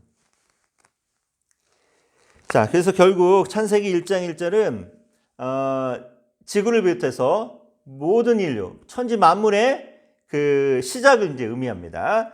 자, 그런데 아까도 말씀드린 것처럼 분석하고 연구할 대상의 말씀이 아니라 먼저 믿음으로 고백해야 될 그런 말씀이라는 거죠. 자, 그렇다면 한 가지 생각을 해볼게요. 전능하신 하나님, 부족한 것이 없으신 하나님, 스스로 계신 하나님, 이 하나님께서 굳이 천지만물을 창조하지 않으셔도 하나님이 존재하시는 데 있어서 아무런 문제가 없습니다. 그렇죠? 자, 그런데 그럼에도 불구하고 하나님께서 온 세상을 또 모든 인류를 창조하신 이유가 뭘까요? 그 이유는 하나입니다. 단 한 가지, 하나님의 사랑 때문에. 사랑. 그래서 창세기 1장 1절은 처음부터 뭘 고백하는 거예요? 내가 너희들을 사랑하기 때문에 너희들을 만들었다. 너희들을 창조했다라고 하는 하나님의 사랑의 고백입니다. 그래서 이 성경 전체의 말씀을 통해서 하나님이 우리를 얼마나 사랑한지를 그 처음 시작부터 우리에게 하나님은 고백하고 계신다는 거예요. 하나님이 우리에게 고백하고 계십니다. 이 얼마나 감격스러운 일입니까? 내가 고백해도 이게 정말 시원찮을 판에 하나님께서 나를 사랑하셔서 나를 만드셨다라고 하면서 하나님께서 오늘 우리에게 이 처음 시작부터 하나님의 사랑을 고백하고 이 하나님의 사랑이 독생자를 십자가에 못 박아 죽이시면서까지도 그 사랑을 우리에게 확증해 보여주셨다는 거예요. 오늘 우리가 이 귀한 말씀들을 통해서 특별히 오늘 주제 창조의 이 주제를 통해서 하나님이 우리를 얼마나 사랑하시는지 그 하나님의 마음을 우리가 조금 더 깊이 있게 알아갈 수 있기를 바랍니다. 자, 그 다음 문제 한번 보죠. 창세기 1장 2절부터 4절 한번 읽어볼까요? 2절부터 4절. 땅이 혼돈하고 공허하며 흑암이 깊음 위에 있고 하나님의 영은 수면 위에 운행하시니라. 하나님이 이르시되 빛이 있으라 하시니 빛이 있었고 빛이 하나님 보시기에 좋았더라. 하나님이 빛과 어둠을 나누사 라는 말씀인데, 자, 하나님께서 생명을 상징하는 빛, 땅, 만드셨습니다. 근데 또 반대로 죽음과 공포를 상징하는 흑암, 기품을 창조하셨다라는 것은 어떤 의미가 있을까요? 무슨 의미가 있을까요? 하나님의 생명을 상징하는 빛과 땅도 만드신 것과 동시에 또 하나님께서 두려움과 공포, 죽음을 상징하는 어둠과 흑암도 만드셨어요. 자, 이건 어떤 의미가 있습니까? 모든 것이 하나님의 창조물이다. 그렇기 때문에 우리가 어떠한 흑암, 어떠한 기품, 어떠한 어둠도 두려워할 필요가 없다라는 거예요. 모든 것이 하나님의 창조물이기 때문에 심지어는 죽음과 공포와 두려움과 모든 어둠까지도 하나님의 창조물이기 때문에 우리는 그 모든 것을 창조하신 창조주 하나님을 의지하며 나간다면은 우리가 해를 두려워하지 않은 그런 담대함으로 살아갈 수 있다는 거죠. 자, 창세기 1장 2절. 혼돈과 공허를 하나님은 어떻게 나누셨나요? 어떻게 해결하셨나요? 혼돈, 토후라고 하는 이제 단어인데 뜻이 뭡니까? 틀, 형태가 없다라는 뜻을 갖고 있죠. 자, 첫째 날부터 셋째 날까지의 사역을 보면은 하나님께서 혼돈 문제를 해결하십니다. 어떻게 해결하시나요? 뭐 나누기도 하시고 구분하기도 하시고, 그렇죠? 생명을 생산할 수 있는 그런 환경을 만들어 가시는 거죠. 그래서 혼돈,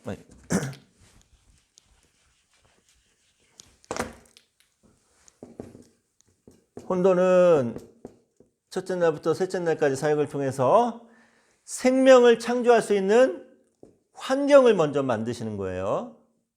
뭐 빛도 만들고 뭐 광명체도 만들고 하면서 자, 이렇게 혼돈을 해결하십니다.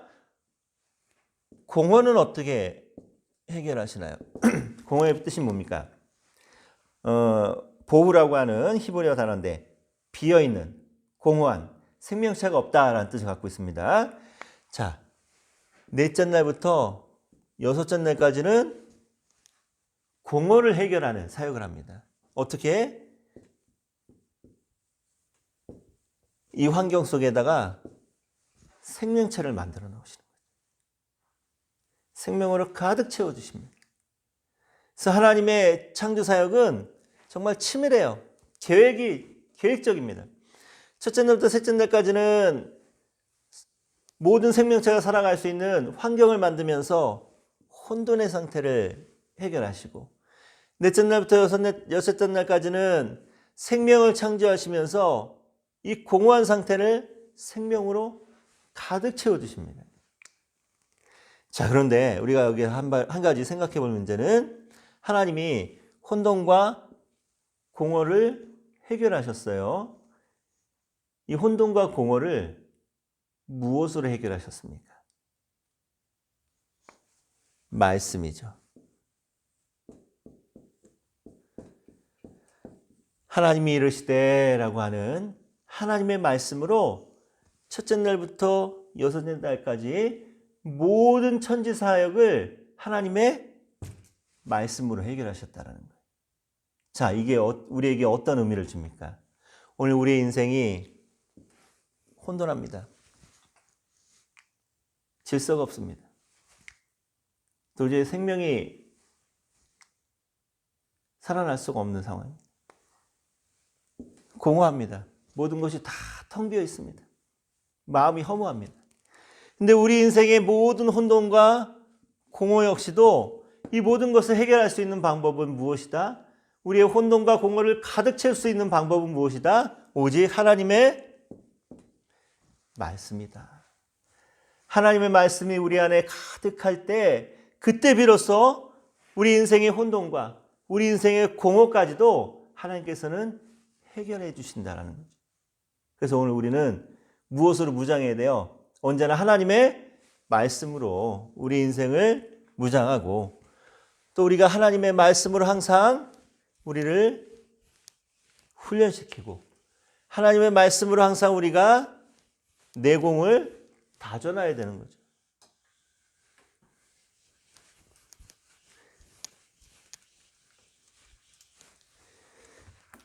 저는 인생에 굉장히 큰 굴곡을 맞이할 때마다, 어려움을 맞이할 때마다 참 감사하게도 그 순간순간마다 하나님의 말씀이 생각나게 하셔서 그 말씀으로 힘을 얻었던 기억들이 참 많이 있습니다.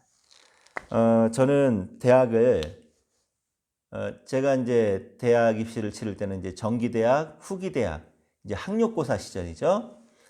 그리고 수능 첫 번째 해까지 제가 이제 시험을 치르면서 장장 5수를 했습니다. 5수.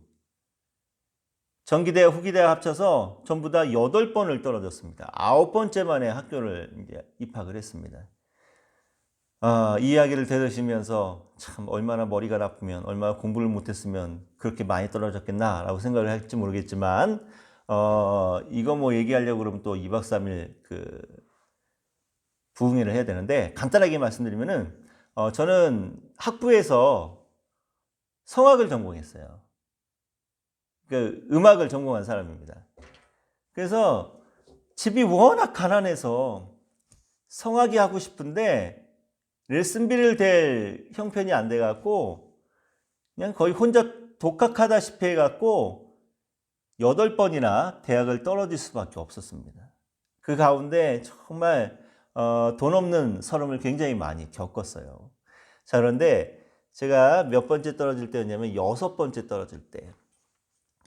그러니까 3수까지 하고 정기대학, 후기대학 떨어지고 3수까지 하고 이제는 군대를 가야 될 그런 이제 시기가 되었을 때 6번째 떨어지는 날은 정말 마음이 얼마나 낙심이 되는지 그때 뭘 느꼈냐면은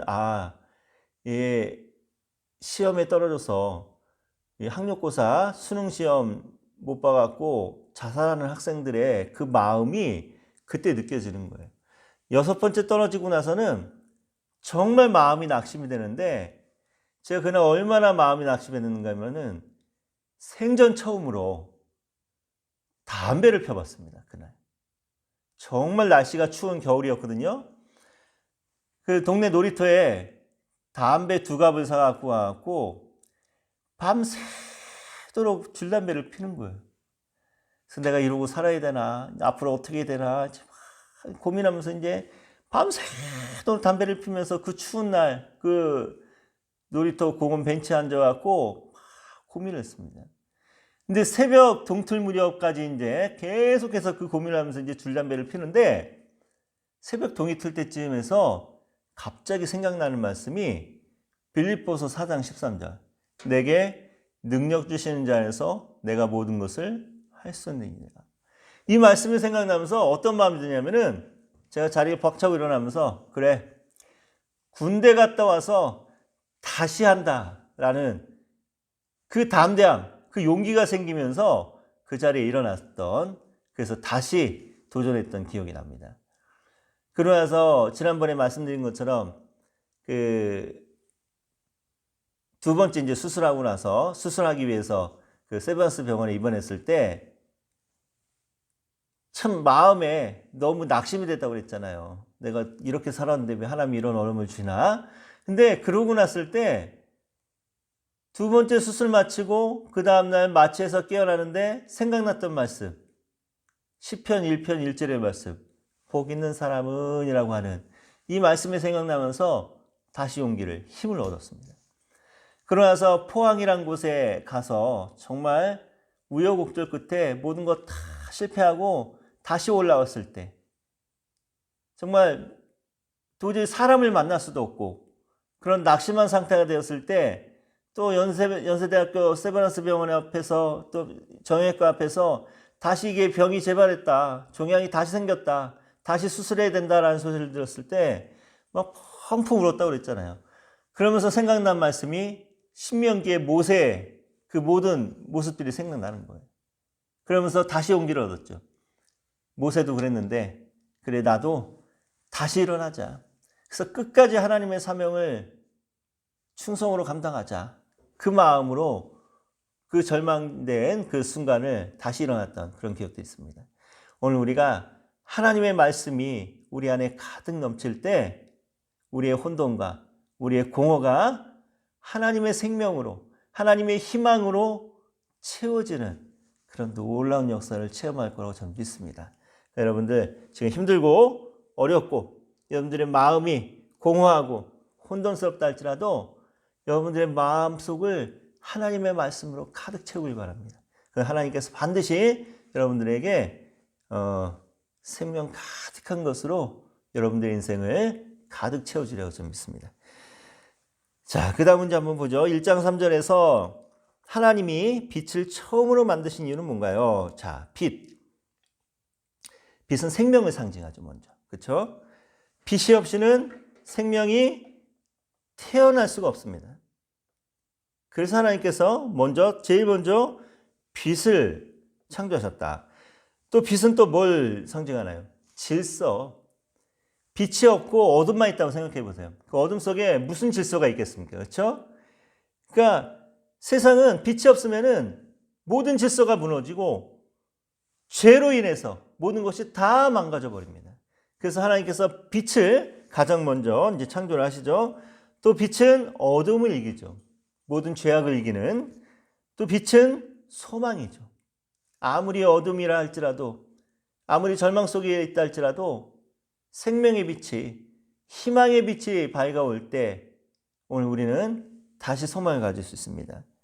자, 그래서 오늘 우리는 빛으로부터 하나님이 빛을 제일 먼저 만드셨다라는 이 사실을 통해서 뭘 배울 수 있냐면은 가장 중요한 겸손을 배울 수 있습니다. 자, 이게 무슨 말이냐면은 왜 빛을 통해서 왜 겸손을 배울 수 있냐면은 자, 빛이 어떻게 나오는 건가 하면은 굉장히 높은 그 에너지, 그 원자나 분자 상태에 있던 그 에너지에 있던 그 에너지가 이제 낮은 곳으로 떨어질 때 그 차이가 생기잖아요.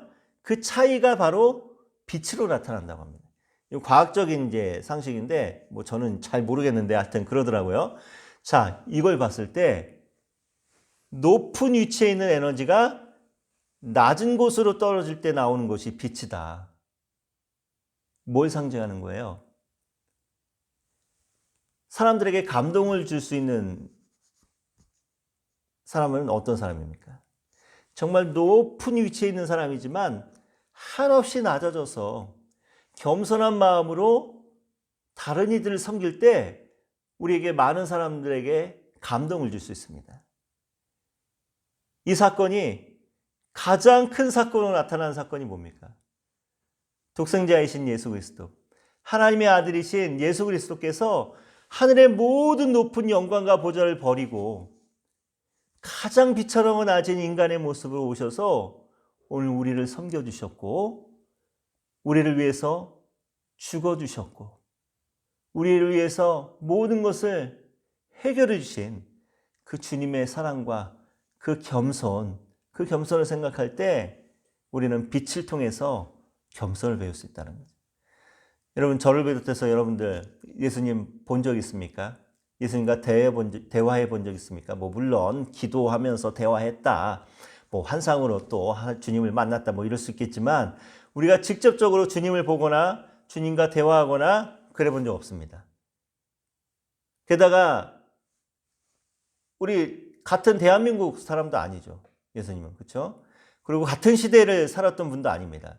근데 그럼에도 불구하고 우리가 예수 그리스도를 위해서 평생을 헌신하고 평생 주님의 영광을 위해서 살아가겠다고 여러분들이나 저나 이렇게 작심하고 결단하고 나선 이유가 뭡니까? 바로 이 주님의 겸손의 모습 때문에 그런 거죠.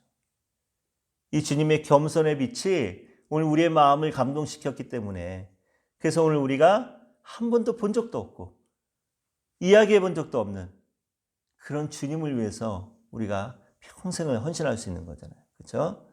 자, 그래서 요한일서에서는 하나님은 빛이시다라고 하나님에 대해서 정의를 내립니다.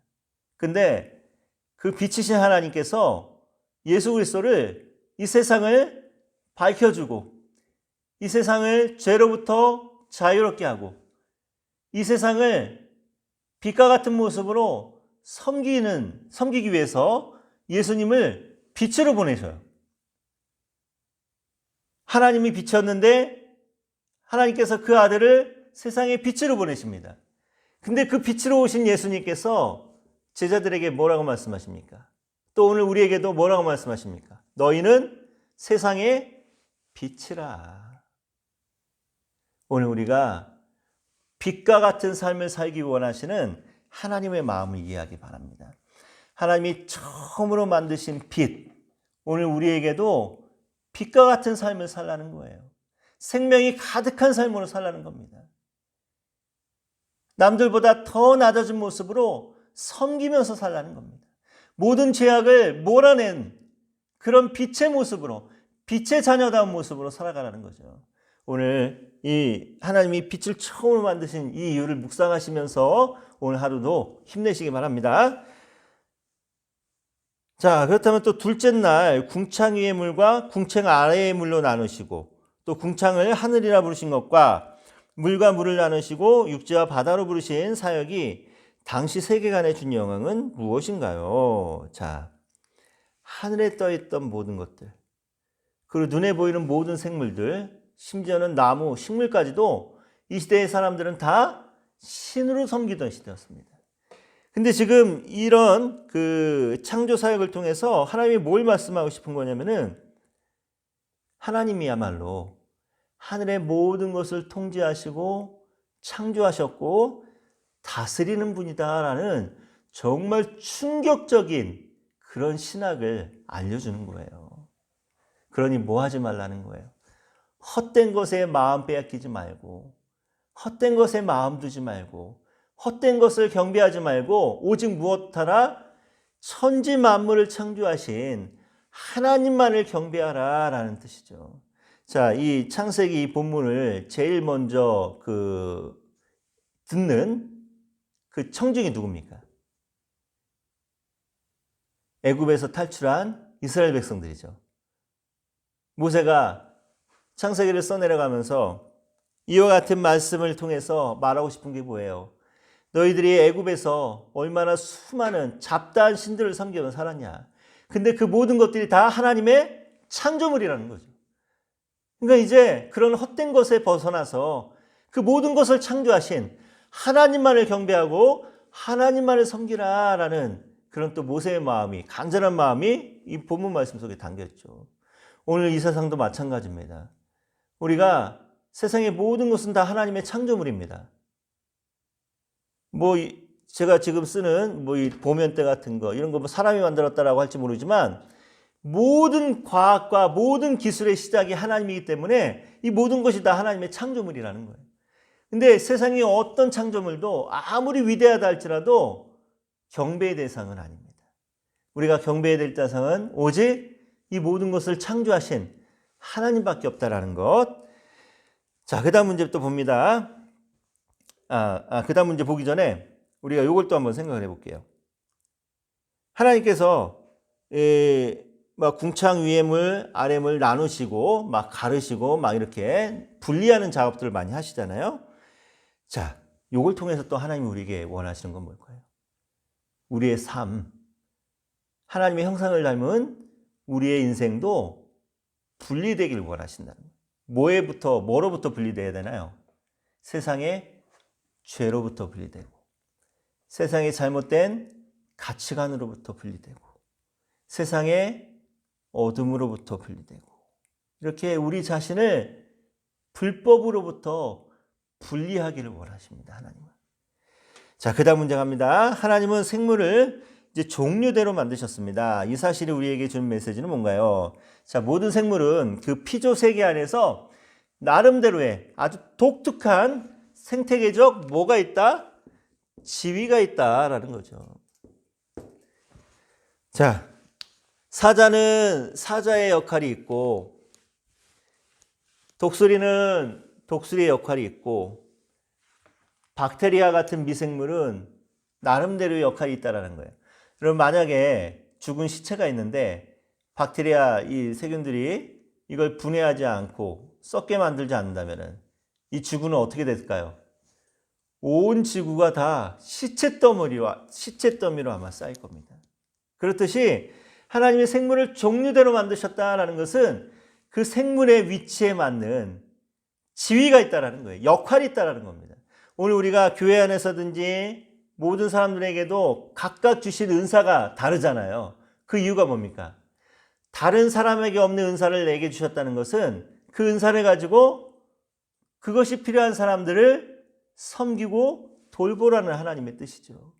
그래서 온 세상에 많은 사람들에게 각기 다양한 은사를 주신 이유는 서로에게 도움이 되고 서로에게 보호자가 되어주고 서로에게 힘이 되어줄 수 있는 그런 역할을 감당하라라는 하나님의 뜻입니다. 자, 또 그 다음 문제 갑니다. 사람을 하나님의 형상을 닮게 지으셨다라는 것은 또 무엇을 의미할까요? 하나님의 성품, 속성, 이걸 닮았다는 것이죠. 특별한 존재라는 거예요. 하나님을 닮은 정말 특별한 존재이기 때문에 하나님께서 우리에게 특별한 기대를 갖고 계신다는 거예요. 여러분, 우리가 교육을 받잖아요. 우리가 배우고 익히는 모든 것들의 목적이 뭡니까? 목적. 하나님의 형상을 회복하기 위한 거예요. 우리가 학교를 다니는 이유, 삶에서 모든 지혜, 또 경험하는 모든 것들, 이것들을 통해서 하나님은 뭘 회복하길 원하시냐면은 하나님의 형상을, 창세기 3장에서 망가진 하나님의 형상을 우리가 다시 회복하기를 하나님은 간절히 원하신다는 겁니다. 저는 그래서 우리가 세상 살아가면서 이 세 마디 말만 우리의 진심으로 할 수 있다면은 그래도 어느 정도는 하나님의 형상을 회복할 수 있지 않을까라는 생각이 듭니다. 그 세 마디가 뭘까요? 정말 진심으로 미안하다. 또 진심으로 고맙다. 또 진심으로 내가 너를 사랑한다. 하나님의 사랑으로 사랑한다. 우리가 이 세 마디 정말 진심으로 미안하다, 고맙다, 사랑한다라고만 말할 수 있다면은 오늘 우리가 창세기 3장에서 망가진 이 하나님의 형상을 우리가 어느 정도는 회복하면서 나아갈 수 있리라 저는 믿습니다. 자, 창세기 1장을 한번 정리해 볼게요. 창조 이야기에서 하나님과 창조 사역에 대해서 어떻게 소개하는가요? 첫 번째는 하나님께서 세상을 창조하실 때 확실한 질서와 균형에 따라서 아름답게 만드셨다. 자, 하나님을 닮아간다는 건 뭡니까? 하나님의 형상을 회복한다는 것은 우리 삶 속에서 질서와 균형을 맞추는 거예요. 거룩한 질서와 균형. 그래서 성경을 통해 주시는 이 가르침대로 우선순위를 정하는 겁니다. 하나님이 원하시는 우선순위를 먼저 정하고 그 질서에 맞게 그 균형에 맞게 살아가는 거, 이게 바로 하나님의 형상을 닮아가는 거죠. 자, 또 두 번째로 하나님께서는 매우 다양한 방법으로 세상을 창조하셨다. 자, 처음에 무에서 유를, 또 때로는 유에서 유를, 그렇죠? 나누기도 하시고 펼치기도 하시고 모으기도 하시는 정말 다양한 방법으로 하나님께서 사역을 하십니다. 자, 이걸 통해서 말하고 싶은 건 뭔가요? 하나님의 사역이 너무 다양하기 때문에 우리가 하나님의 사역을 다 이해할 수 없다는 거예요. 알 수 없다는 겁니다. 오늘 우리 인생도 그렇습니다. 어떤 사람에게는 정말 극심한 가난을 주시면서 하나님께서 그를 통해서 일하실 때가 있고, 또 어떤 사람에게는 굉장히 많은 것을 주시면서 그를 통해서 일할 때가 있습니다. 또 어떤 사람에게는 혹독한 핍박과 환난을 통해서 또 아주 못된 사람들을 만나서 하나님께서 그를 통해서 또 일하실 때가 있고, 또 어떤 사람은 정말 주변 너무 좋은 사람들이 많아서 그런 좋은 배경을 가지고 일할 수 있게 하시는 사람도 있습니다. 어떤 사람은 아주 중한 병에 걸려서 그 병을 통해서 하나님의 사역을 할 때도 있고, 또 어떤 사람은 아주 건강한 몸과 영혼으로 힘있게 또 하나님의 사역을 감당할 때도 있습니다. 우리가 어떻게 보면은 너무 불공평하지 않은가? 하나님은 공평하다고 하시는데 왜 어떤 사람에게는 이런 환경을, 왜 어떤 사람은 저런 환경을 주시는가라고 생각할 수도 있는데, 하나님의 이 사역은요 너무 다양합니다.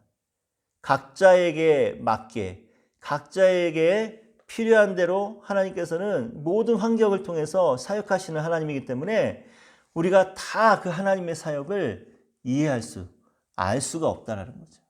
그래서 오늘 우리는 우리에게 허락해 주신 이 모든 환경, 이 사역의 방식들을 통해서 우리는 그저 뭐 하면 된다?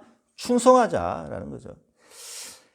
자, 그리고 또 세 번째로 하나님께서는 세상을 믿을 만한 곳으로 만드셨다. 이 무슨 말입니까? 어둠이 가면은 빛이 오죠. 밤이 지나면서 태양이 뜨고, 그렇죠? 새로운 날이 시작이 됩니다. 봄이 되면 싹이 나고, 그렇죠? 아무리 혹독한 겨울이었다 할지라도, 자, 이것이 말하는 게 뭡니까? 하나님이 이만큼 세상을 믿을 만한 세상으로 만들어 놨다. 자, 그런데 중요한 것은, 주의할 것은, 그렇다고 우리가 세상을 의지하고 믿고 살아가는 존재가 아니라 그 세상을 만드신 창조주 하나님을 믿고 의지하고 살아가야 된다는 거죠. 자, 네 번째로 모든 사람은 하나님의 형상대로 창조되었다라는 거. 빈부, 지위에 높고 낮음에 상관없이 금수저, 흙수저, 갑질하는 거 이런 거 하나님 원하시지 않는다라는 거예요. 인종차별 원치 않습니다. 또 다섯 번째로 하나님은 세상을 아름답게 만드시고 흡족해 하셨다. 자, 굉장히 아름다운 세상 오늘 우리에게 주셨습니다.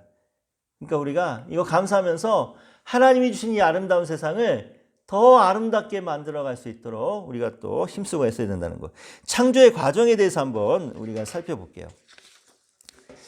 창조의 과정 무슨 말이냐면은 제일 먼저 말씀을 한번 보면서 얘기할까요? 3절 말씀, 창세기 1장 3절 말씀 보면은 하나님이 이르시되라고 시작합니다. 하나님이 이르시되라고 하는 제일 먼저 뭐가 있나요? 하나님의 선언이 있죠. 이르시되라고 하는. 그 다음에 명령이 있습니다. 명령이 어떻게 되나요? 하나님이 이르시되 빛이 있으라 하시니 뭐뭇이 명령, 뭐뭐가 있어라, 되라 라고 하는 하나님의 이제 명령이 있습니다. 그 다음에 뭐가 있나요? 완성이 됐죠. 어떻게 완성이 되나요? 뭐뭐가 있으니라, 뭐뭐가 되니라 라고 하면서 완성이 됩니다. 그 다음에는 평가가 나오죠. 어떻게? 4절 말씀 보니까 빛이 하나님이 보시기에 좋았더라. 평가. 좋았다라는 평가가 나옵니다. 그 다음에 중요한 거 시간의 흐름이 나옵니다. 저녁이 되고 아침이 되니라고 하는 시간의 흐름이 나옵니다. 자, 이게 창조의 과정이에요. 항상 하나님이 이르시되라고 하는 선언이 있고 그 하나님이 이르신 대로 되는 명령하는 뭐가 있어라 라고 명령하니까 그대로 완성이 되고 또 하나님 보시기에 너무 좋았던 평가가 나오고 그 다음엔 또 저녁이 되고 아침이 되니 첫째 날, 둘째 날 하면서 시간의 흐름이 나타납니다. 창조의 과정입니다. 자, 근데 여기서 우리가 한번 생각해 볼 거는 뭐냐면은 자, 하나님은 전능하신 하나님이죠. 그렇죠? 말씀 하나로 온 세상을 창조하실 만큼 하나님은 전능하신 하나님입니다. 못하는 것이 없는 하나님입니다. 그런 전능하신 하나님께서 마음만 먹었다면은 한 방에 다 있어라 라고 한다면은 이 모든 것이 한 번에 다 창조가 됐을 겁니다. 그렇죠? 그런데 하나님께서 그렇게 하지 않았어요. 6일 동안 시간의 흐름에 따라서 첫째 날이니라 둘째 날이라는 시간의 흐름에 따라서 그 6일 동안 나누어서 세상을 창조합니다. 그 이유가 뭘까요? 하나님은 분명히 말씀 한마디로 모든 것을 한 번에 다 있게 만들 수 있었는데 하나님은 그렇게 하지 않고 시간의 흐름에 따라서 이것들을 만들었다라는 거예요. 자, 그 이유는 뭐냐면은 하나님은 시간을 존중하시는 하나님이라는 거예요. 여기서 날에 대한 개념, 욤이라고 하는 단어인데 날에 대한 개념도 여러 가지 있습니다. 우리가 흔히 생각하는 우리 시간대로 하루 24시간을 말한다. 아니다. 이거 한 세대를 말한다. 아니다. 더 긴 막 1000년, 만년이다.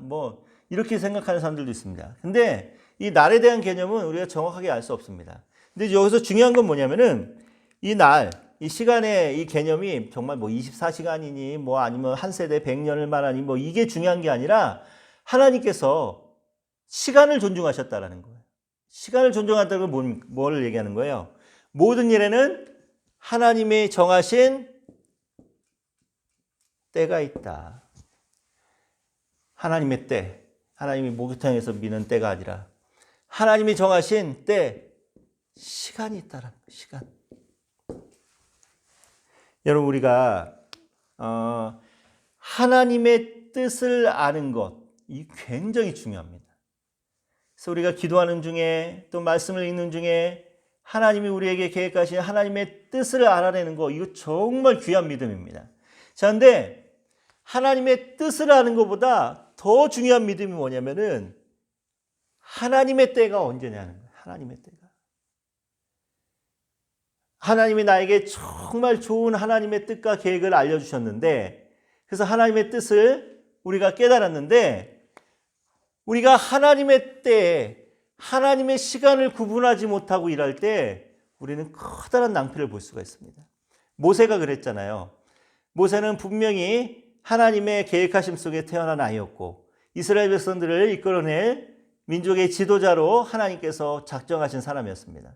근데 모세가 알지 못했던 건 뭐냐면은 하나님의 때, 하나님의 시간을 알지 못했던 거예요.